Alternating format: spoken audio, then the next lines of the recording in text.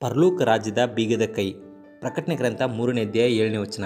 ಫಿಲದೆಲ್ಫಿಯದಲ್ಲಿರುವ ಸಭೆಯ ದೂತನಿಗೆ ಬರೆ, ಪರಿಶುದ್ಧನು ಸತ್ಯವಂತನು, ದಾವೀದನ ಬೀಗದ ಕೈಯುಳ್ಳವನು, ಯಾರು ಮುಚ್ಚಕೂಡದಂತೆ ತೆರೆಯುವವನು, ಯಾರು ತೆರೆಯದಂತೆ ಮುಚ್ಚುವವನು ಆಗಿರುವಾತನು ಎಂಬುದಾಗಿ ತಿಳಿಸುತ್ತದೆ.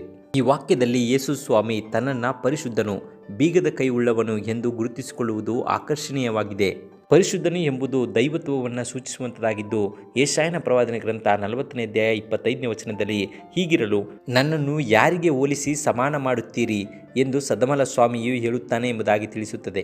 ಹಾಗೆಯೇ ಈ ಪರಿಶುದ್ಧನು ಎಂಬುದು ಕ್ರಿಸ್ತನನ್ನು ಸೂಚಿಸುವಂತೆ ಲೂಕನು ಬರೆದ ಸುವಾರ್ತೆ 1ನೇ ಅಧ್ಯಾಯ 35ನೇ ವಚನದಲ್ಲಿ, ಆದುದರಿಂದ ಹುಟ್ಟುವ ಆ ಪವಿತ್ರ ಶಿಶು ದೇವರ ಮಗನೆನಿಸಿಕೊಳ್ಳುವುದು ಎಂಬುದಾಗಿ ತಿಳಿಸುವವನಾಗಿದ್ದಾನೆ.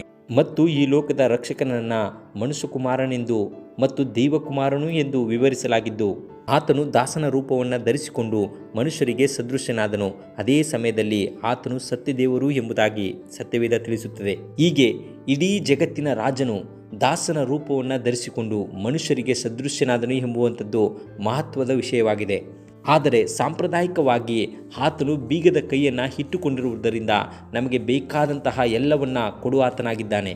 ಹೀಗೆ ಆತನು ಎಲ್ಲ ಕೊಠಡಿಗಳ ಬೀಗದ ಕೈಯನ್ನು ಇಟ್ಟುಕೊಂಡಿರುವಾಗ ಅತಿಥಿಗಳಾದ ನಾವು ಪ್ರತಿಯೊಂದು ಅಗತ್ಯತೆಗಳಿಗೂ ಆತನನ್ನು ಅವಲಂಬಿಸಿಕೊಂಡಿರಬೇಕು.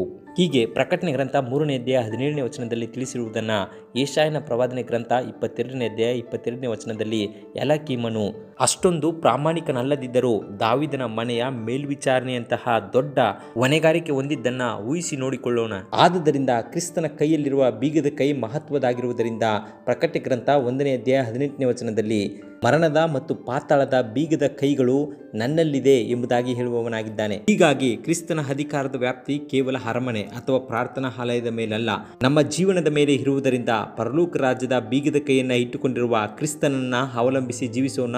ದೇವರು ನಿಮ್ಮನ್ನ ಆಶೀರ್ವದಿಸಲಿ.